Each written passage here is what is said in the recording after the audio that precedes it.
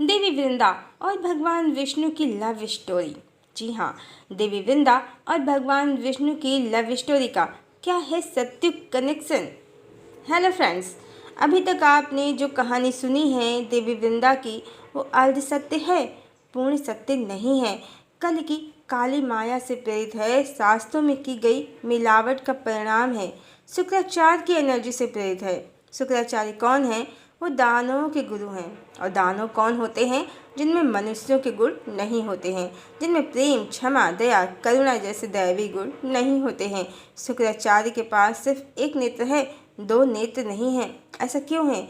इसकी पौराणिक कथा से हटकर यदि आध्यात्म की दृष्टि से देखें तो शुक्राचार्य के एक नेत्र का अभिप्राय ही यही है कि पूर्ण सत्य को ना देख पाना, ना जान पाना, और कल की काली माया के कारण, कालनेमी रचनाकारों के कारण शास्त्रों में बहुत उलटफेर हुआ है, जिसके कारण ही आज ईश्वर का सत्य स्वरूप मनुष्यों की समझ से परे हो गया है। और सत्य पौराणिक कथाएं कालनेमियों द्वारा इस प्रकार लिख दी गई हैं कि ईश्वर के चरित्र पर प्रश्न चिन्ह लग गए हैं। सबसे बड़ा प्रमाण कल की काली माया, शुक्राचार्य की एनर्जी और कालनेमी विद्वानों के खंडन का यही है कि कैसे भगवान राम के एक पत्नी व्रत के कारण को शास्त्रों से मिटाकर देवी राधा का सत्य छुपा दिया गया है। देवी सीता आदि शक्ति लक्ष्मी हैं, जिसके कारण भगवान राम ने एक पत्नी व्रत धारण किया है। देवी लक्ष्मी के परिणय सूत्र में, आदि शक्ति के परिणय सूत्र में भगवान का दूसरा विवाह संभव नहीं है। इस सत्य को शास्त्रों से मिटाकर रुक्मिणी को सीता प्रतिष्ठित किया गया है।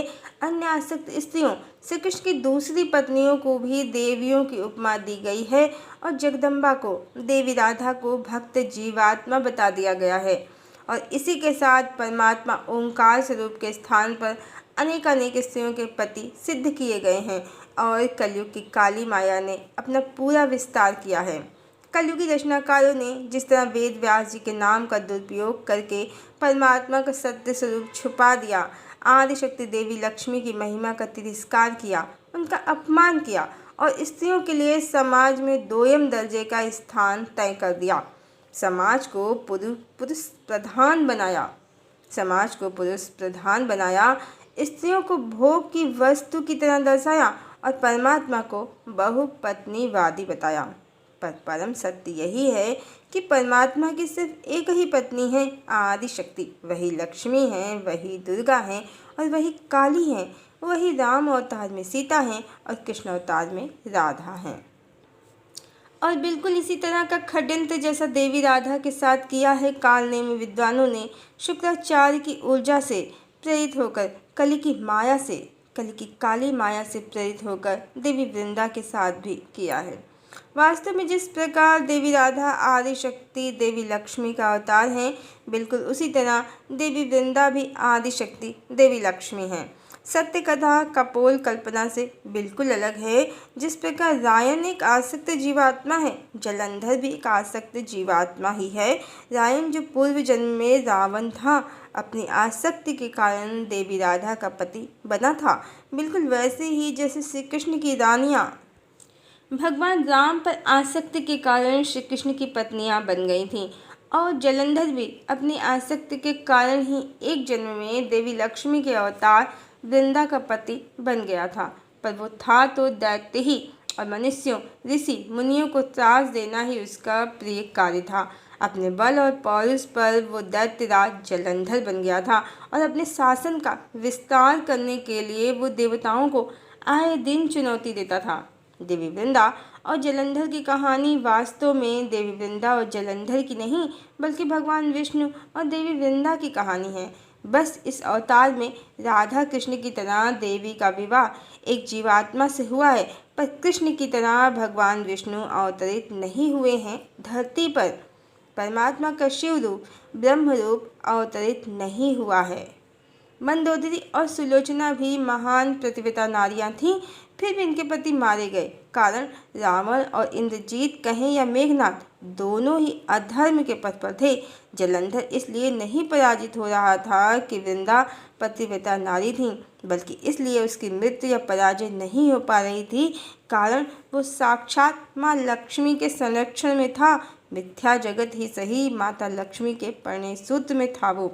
और इसी कारण देवताओं ने परमात्मा से, परम भगवान विष्णु से प्रार्थना की कि वो देवी वृंदा को उनका सत्य स्वरूप स्मरण कराएं, जो माया की जगत में मिथ्या संसार में देवी भूल गई थीं और स्वयं को मात्र भगवान विष्णु की भक्त समझ रही थीं। आजकल जैसे ट्विन फ्लेम की थ्योरी बहुत पॉपुलर है, awakening, inner work, soul merging, ये कॉन्सेप्ट समाज में अपनी जगह बना चुके हैं। कलिकाल के कारण जो चेतना का 5D का आध्यात्म जगत का सत्य छुप गया था, अब 5D की ऊर्जा फिर से धरा पर अपना प्रभाव दिखाने लगी है। कारण ये कलिकाल के अंत का समय है, युगावर्तन का समय है, सत्युग के आगमन की पूर्व संध्या है और इसी कारण इस समय आध्यात्मिक जागृति मनुष्यों की हो रही है। 5D चेतना जगत के रहस्य खुल रहे हैं और बिल्कुल यही कॉन्सेप्ट अवेकनिंग और सोल मर्जिंग का देवी वृंदा की कहानी का पूर्ण सत्य है। परम भगवान विष्णु ने अपनी ऊर्जा से देवी को जागृत किया, क्योंकि भगवान और देवी दोनों की ऊर्जा एक ही है। उनकी माया के जगत की निद्रा को तोड़ दिया भगवान ने अपनी ऊर्जा से, उनका भ्रम दूर किया कि वे भगवान की भक्त नहीं भगवती हैं। और चेतना की निद्रा टूटते ही देवी ग्लानि से भर गईं कि वो सत्य से कितना दूर थीं। अपने सत्य संबंध से दूर होकर मिथ्या जगत में असत्य संबंध में भटक रही थीं और उन्होंने तत्क्षण ही देह को त्याग दिया। और देवी के देह त्यागते ही जलंधर देवी की छत्र छाया से उनके संरक्षण से बाहर हो गया और उसकी मृत्यु हो गई। और भगवान विष्णु की ऊर्जा से जो देवी की जागृति हुई है, उसी कारण देवी को जलंधर में अरुचि हो गई। उनकी अंतरात्मा भगवान विष्णु से अपने सत्य संबंध को जानने के कारण जलंधर के मोह से विमुख हो गई। उन्हें जलंधर से आकर्षण के स्थान पर अरुचि हो गई। और इसी कारण शास्त्रों में जो श्लोक है, रेमे रमापतिस्तत्र रामया सह नारदा सा साध्वी सुख संभोगादा आकर्षण व्यतिक्रमात्, उसका अर्थ ना तो ये है कि भगवान ने देवी का सतीत्व भंग किया और ना ये ही है कि भगवान से देवी को सुख संभोग आकर्षण में व्यतिक्रम अर्थात व्यवधान उत्पन्न हुआ, बल्कि ये है कि देवी वृंदा ये जान गई कि वो रमापति भगवान विष्णु की रमा है, लक्ष्मी है, और इसी कारण उन्हें भगवान से नहीं बल्कि जलंधर से सुख आकर्षण इत्यादि में व्यतिक्रम हो गया, जलंधर से अरुचि हो गई। और देवी के देह त्यागते ही जलंधर की मृत्यु हो गई, देवताओं की युद्ध में विजय हो गई। ये दिन था एकादशी का और देवताओं की विजय का, देवी लक्ष्मी के अपने प्रियतम भगवान विष्णु से मिलन का। इसीलिए इसे देवोत्थान एकादशी और तुलसी विवाह के रूप में मनाया जाता है।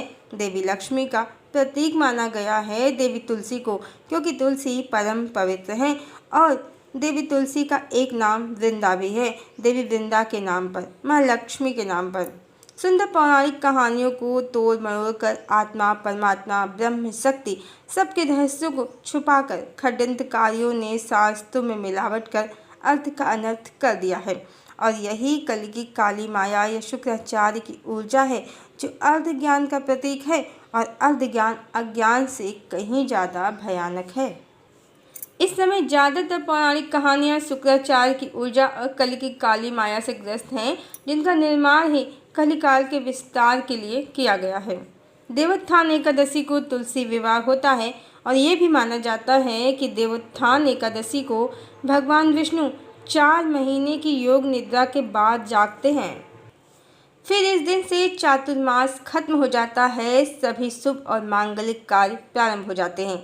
जब भगवान विष्णु सो ही रहे थे तो देवी वृंदा का सतीत्व उन्होंने कैसे भंग किया, यहीं से इन पौराणिक कहानियों में हुई मिलावटखोरी का भेद खुल जाता है। वास्तव में तुलसी विवाह और देवोत्थान एकादशी ब्रह्म और शक्ति के मिलन की और डिवाइन एनर्जी की सकारात्मक ऊर्जा के उत्थान की पौराणिक कथा है, जिसके रहस्य बहुत गहरे हैं, उथले दिमाग की समझ से जिसे नहीं समझा जा सकता। जलंधर निगेटिव एनर्जी है, देवी वृंदा शक्ति तत्व हैं, और जब ब्रह्म ने अपनी योग निद्रा में तपस्या करके अपने योग के द्वारा अपने शक्ति तत्व को जागृत करके स्वयं में विलीन किया, तब जलंधर शक्तिहीन हो गया। ब्रह्म का शक्ति से पुनः मिलन हो गया, या कह सकते हैं कि ब्रह्म और शक्ति का विवाह हो गया, और इसके साथ देवता जो डिवाइन एनर्जीज हैं उनका उत्थान हो गया, उनकी जीत हो गई, देवोत्थान हो गया।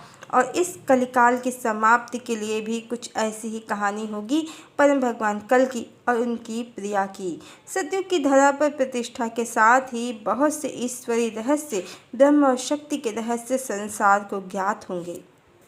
संसार कल की काली माया और शुक्राचार्य की नेगेटिव एनर्जी से मुक्त होकर पुनः 5D में प्रवेश करेगा, डिवाइन एरा में, सतयुग में प्रवेश करेगा। मनुष्यों की चेतना फिर से जागृति और उत्थान को प्राप्त करेगी और भौतिक जगत से ऊपर चेतना या आध्यात्म जगत के रहस्यों को पुनः जान पाएगी। हरिओम।